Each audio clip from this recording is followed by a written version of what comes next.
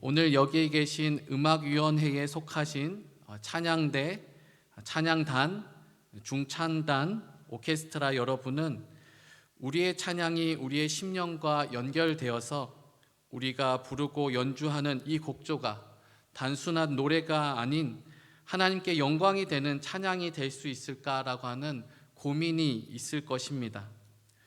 우리 모두는 찬양이 얼마나 큰 능력이 있는지 이미 알고 있습니다. 찬양은 하나님의 임재를 가져오므로 모든 어둠의 세력을 물리치는 능력이 있습니다. 찬양은 침체된 우리의 심령을 다시 뜨겁게 하고 또 감겨 있었던 우리의 영안을 열어 하나님을 바라보게 하는 힘이 있습니다. 찬양 가운데 온 성도들의 마음이 하나로 뭉쳐지는 놀라운 역사가 있습니다. 찬양 속에 깊은 위로와 회복을 경험하게 됩니다. 찬양 가운데 악한 세력이 물러가는 것을 경험하게 됩니다. 그래서 우리가 부르는 연주하는 곡조는 노래가 아닌 반드시 찬양이 되어야만 하는 것입니다. 그럼에도 불구하고 우리에게는 고민이 있습니다. 완전한 찬양으로, 능력 있는 찬양으로 나아가기를 원하는데 무엇을 근거로 이 찬양을 올려드릴 수 있을까? 나는 이런 찬양을 올려드릴 수 있는 자격은 있는가라고 하는 고민입니다. 저도 마하나임에서 찬양 인도로 섬기며 나아가고 있습니다. 내 마음은 이 기도회 속에서 하나님 말을 바라보는 뜨거운 찬양이 있는가 제 자신을 바라보게 됩니다. 무엇을 근거로 무엇을 딛고서 나는 하나님께 뜨거운 찬양을 올려드릴 수 있을까라고 하는 고민이 매주마다 저에게 있습니다. 내 힘으로는 하나님께 올바로 나아갈 수 없는데 어떻게 능력 있는 찬양으로 나아갈 수 있을까? 나는 죄된 인간으로서 때로는 더러운 나의 입술로 거룩하신 하나님의 성호를 찬양하는 것이 옳은 것일까 하는 고민이 있을 때가 있습니다. 우리의 삶이 항상 깨끗하고 거룩하고 온전하며 좋은 삶으로 살아가면 좋을진데 우리는 죄악된 세상 속에서 육신을 입은 자로 살아가게 되다 보니 죄악 속에서 삶으로 인하여 우리가 탄식하게 됩니다. 로마서 7장 24절에 나와 있는 사도 바울의 고백, 오호라 나는 곤고한 사람이로다. 이 사망의 몸에서 누가 나를 건져내랴라는 이 깊은 탄식이 우리가 찬양에 앞서서 우리 가운데 있는 탄식이기도 합니다. 우리의 흔들리는 거룩함을 근거로 찬양으로 하나님께 나아가지는 못할진데 그렇다고 한다면 우리는 무엇을 근거로 어떤 자격으로 하나님을 찬양하며 나아갈 수 있을까요? 오늘 본문은 모세의 노래라고 이름 붙여져 있는 출애굽기에 나와 있는 찬양입니다. 이 찬양은 구원 찬양의 원형이 되는 찬양이기도 합니다. 음악에서 메인 테마가 있다고 한다면 그 메인 테마가 악장이 지나갈수록 계속해서 변주가 일어나면서 그 메인 테마가 가지고 있는 주제를 부각하는 것처럼 모세의 노래에 나와 있는 이 하나님을 향한 찬양과 구원의 내용은 출애굽기로부터 시작해서 마지막 요한계시록에 이르기까지 이 구원의 찬양은 계속해서 불려지는 능력 있는 찬양 중에 하나입니다. 요한계시록 15장 3절 말씀을 보게 되면 하나님의 종 모세의 노래 어린 양의 노래를 불러 이르되 주 하나님 곧 전능하신 이여 하시는 일이 크고 놀라우시도다. 만국의 왕이시여 주의 길이 의롭고 참되시도다 라고 하면서 궁극적으로 구원받은 모든 성도들이 하나님 앞에 서서 부를 찬양이 바로 저와 여러분이 함께 읽은 이 출애굽기 15장에 있는 모세의 노래입니다. 이 모세의 이 거룩한 노래를 부르려고 하면 우리에게 무엇이 필요할까요? 우리에게는 이 찬양을 부를 수 있는 근거가 있을까요?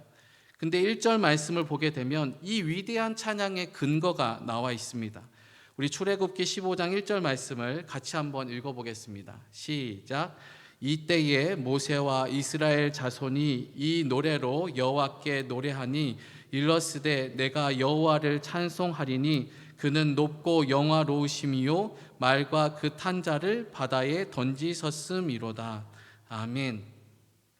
내가 여호와를 찬송하리니 그는 높고 영화로우심이요 라고 하는 부분은 찬양입니다. 근데 무엇을 근거로 이 찬양이 터져 나옵니까? 그 이유로 말과 그 탄자를 바다에 던지셨음이로다라고 하는 이 부분을 근거로 이스라엘 백성들은 찬양을 시작합니다. 나는 얼마나 깨끗한가, 나는 얼마나 거룩한가를 근거로 나아가는 것이 아니라 하나님께서 행하신 이 장면을 보고 찬양이 터져 나오기 시작합니다. 이 찬양의 배경은 바로 출애굽기 14장에 있는 홍해 사건을 기초로 하고 있습니다. 430년 동안 애굽에서 종노릇하며 고생하며 짓눌린 삶을 이스라엘 백성들이 살았습니다. 이스라엘 백성에게 하나님께서 나타나 주셨습니다. 그리고 이렇게 말씀하십니다. 아브라함과 이삭과 야곱에게 하였었던 언약을 내가 이제 기억하니 이 백성을 그 약속의 땅, 언약의 땅으로 내가 이끌 것이라고 하는 말씀을 하시면서 이 구원의 프로젝트를 시작하십니다. 하나님이 이 계획들, 이 언약을 다시 기억하며 실행 버튼을 눌려지자 하나님께서는 이 일을 감당할 모세와 아론을 세우셨고 이들을 이 땅 가운데 보내셔서 바로와 애굽의 10가지 재앙을 일으켜 이 이스라엘 백성들을 건전에 이끌어 나오기 시작하십니다. 하나님께서 친히 이 이스라엘 백성들에게 나타나 주셨습니다. 구름 기둥과 불 기둥으로 나타나 주셨습니다. 구름 기둥과 불 기둥은 이 이스라엘 백성들을 이끌어서 바로 홍해 앞에 당도하게 된 것입니다. 이스라엘 백성들 가운데서 이 홍해가 펼쳐지니까 갑자기 찾아오는 것은 두려움이었습니다. 우리는 더 어디로 가야 되지?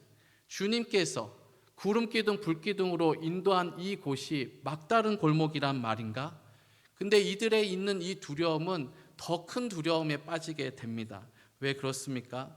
바로 10가지 재앙 중에서 10번째 재앙으로 인해서 자신들의 모든 장자가 죽음으로 인하여 악에 받쳐 있었던 이 애굽의 군사들이 이 이스라엘 백성들을 죽이기 위해서 득달같이 달려오고 있었고 그들의 달려오는 그 소리는 그들에게 큰 공포로 찾아왔습니다. 그들에게는 죽음이 계속해서 추격해 오는 것이고 이들이 이것을 피하기 위해서 움직여야 되는데 홍해 앞에 있으니 이들은 도망갈 곳도 없는 것입니다. 이스라엘 백성들은 믿음으로 반응하지 못했습니다. 이들은 크고 두려워하고 또 넘어지는 자리에 있었습니다. 두려움은 더 큰 어려움으로 나아가 이들의 입술에 있었던 것은 바로 원망이었습니다. 하나님 어찌하여 우리를 이곳에 보냈습니까? 그리고 이 원망은 더 넘어서서 하나님께서 행하신 모든 선한 일을 부정하는 자리까지 나아가게 됩니다. 출애굽기 14장 10절부터 12절까지 말씀을 보게 되면 바로가 가까이 올 때에 이스라엘 자손이 눈을 들어 본즉 애굽 사람들이 자기들 뒤에 이른지라 이스라엘 자손이 심히 두려워하여 여호와께 부르짖고 그들이 또 모세에게 이르되 애굽에 매장지가 없어서 당신이 우리를 이끌어내어 이 광야에서 죽게 하느냐 어찌하여 당신이 우리를 애굽에서 이끌어내어 우리에게 이같이 하느냐 우리가 애굽에서 당신에게 이른 말이 이것이 아니냐 이르기를 우리를 내버려 두라 우리가 애굽 사람을 섬길 것이라 하지 아니하더냐 애굽 사람을 섬기는 것이 광야에서 죽는 것보다 낫겠노라. 왜 우리를 애굽에서 꺼냈느냐? 왜 우리는 그대로 살아도 되는데 왜 하나님을 믿게 해서 왜 예배를 해야 된다고 해서 우리를 이곳에서 비참하게 죽게 만드느냐라고 하면서 이들 속에 있었던 숨겨져 있었던 죄악들과 불신앙들과 그 인생에 있었던 그 악한 것들이 그 모든 어려움 가운데서 다 터져 나오는 것입니다. 찬양이 터져 나오는 것이 아니고 원망과 하나님이 행하셨던 일들을 다 부정하는 일들이 홍해 앞에서 일어나게 되는 것입니다. 근데 하나님께서 이 백성들의 원망과 그리고 한탄과 하나님의 구원하신 일을 다 부정하는 일 앞에서 어떻게 행하셨습니까? 그래, 니네 원망하니까 다 여기서 죽어라. 너네들 다 이렇게 반응하는 거 보니까 구원받을 자격이 하나도 없어. 조금이라도 감사하면 그것을 근거라도 너희들 구원하고 이 자리로 세울 수 있는데 너희들이 행하고 있는 모든 일은 다 악한 것이니 너희들은 구원받을 자격이 없어라고 말씀하신 것이 아닙니다. 출애굽기 14장 17절에서 18절 말씀을 보게 되면 우리 이 말씀을 한번 같이 읽어보겠습니다. 시작. 내가 애굽 사람들의 마음을 완악하게 할 것인즉 그들이 그 뒤를 따라 들어갈 것이라. 내가 바로와 그의 모든 군대와 그의 병거와 마병으로 말미암아 영광을 얻으리니 내가 바로와 그 병거와 마병으로 말미암아 영광을 얻을 때에야 애굽 사람들이 나를 여호와인 줄 알리라 하시더니. 아멘. 이스라엘 백성들이 그 공포의 대상이었었던, 그리고 그 죽음 그 자체였었던 그 애굽에 있는 군대를 이 홍해가 갈라진 틈 가운데 지나갈 때에 물을 닫혀지게 함으로 인해서 이 모든 이 공포의 대상을 수장시키는 역사를 일으킬 것이라고 말씀하신 것입니다. 실제로 이스라엘 백성들이 그 홍해 한복판을 지나간 이후에 애굽 군대만 남겨 있을 때 그 바다의 힘이 원래대로 회복되어서 이 애굽의 군사들은 모두 죽게 됩니다. 이로 인해서 이스라엘 백성들을 그토록 고통스럽게 했었던 애굽의 추격은 여기서 끝맺음을 맞게 된 것입니다. 근데 이렇게 모든 홍해 사건이 일어나고 나서 해변가에 섰을 때 이 이스라엘 백성들에게 차오르는 마음은 무엇입니까? 우리는 하나님을 원망했는데, 우리는 우리 하나님이 너무 능력이 없는 것 같아서 저 애굽의 군사를 이길 수 있는 힘이 없어 보여서 현실의 내 삶의 벽을 이겨낼 수 있는 능력이 우리 하나님에게는 없는 것 같아서 내 마음에 떠오르는 대로, 내가 생각나는 대로 하나님을 향해서 쏘아붙였음에도 불구하고 하나님은 그 소리를 들으신 것이 아니라 아브라함과 이삭과 야곱에게 약속하셨던, 처음 인간을 대하셨을 때 내가 전적으로 너희를 사랑하겠다고 하는 그 스스로 하신 그 약속을 지키시기 위해서 사람의 어떠함과 죄악에 자신의 계획을 흔들리거나 멈추거나 중단하지 않으시고 그 사랑을 더 강하게 밀어붙여셔서 그들의 입술 가운데 하나님의 은혜가 임함으로 인하여서 그 사랑 앞에서 이스라엘 백성들이 하나님이 누구신지, 하나님의 사랑이 얼마나 압도적인지, 하나님의 자비하심과 인도하심이 얼마나 크신지를 보여주신 것입니다. 나가 이렇게 밀어냈는데, 내가 이렇게 하나님을 믿지 않았음에도 불구하고 내 생명이 구원받아서 그 강변에 서서, 바닷가에 서서 있었던 이들에게 있어서 나타나는 것은 바로 그 일에 대한 감탄과 놀라운 반응일 뿐입니다. 하나님, 어찌 이토록 선하십니까? 어찌 이토록 우리를 구원하셨습니까? 주님의 그 선하심과 인자하심이 영원하십니다. 주님, 나를 살리시고 구원하신 우리 하나님이십니다.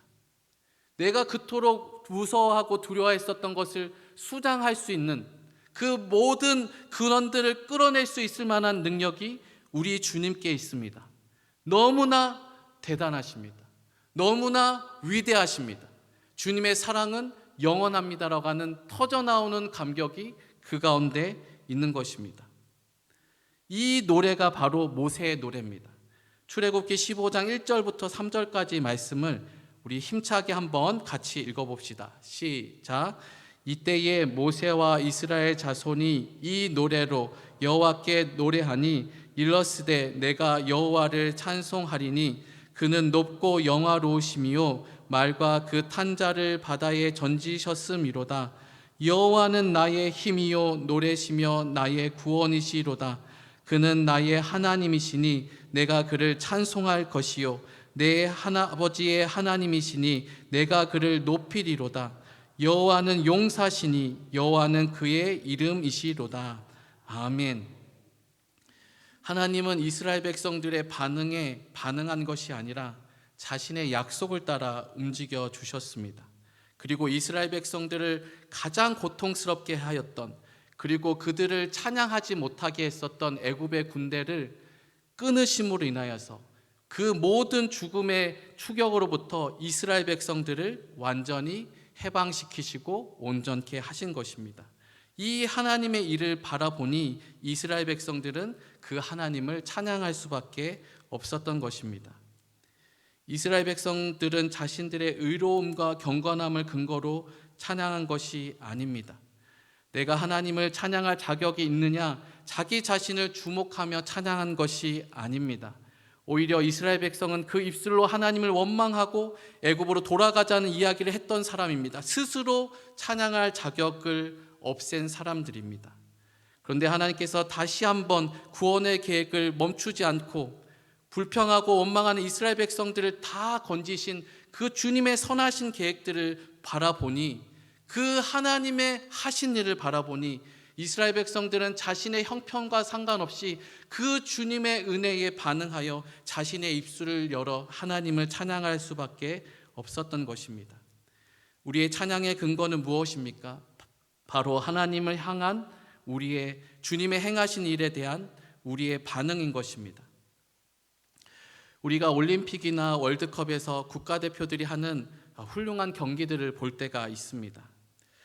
여러분께서도 지난 예전에 월드컵에서 우리나라가 독일을 이겼었던 아마 축구 경기 기억하실 겁니다.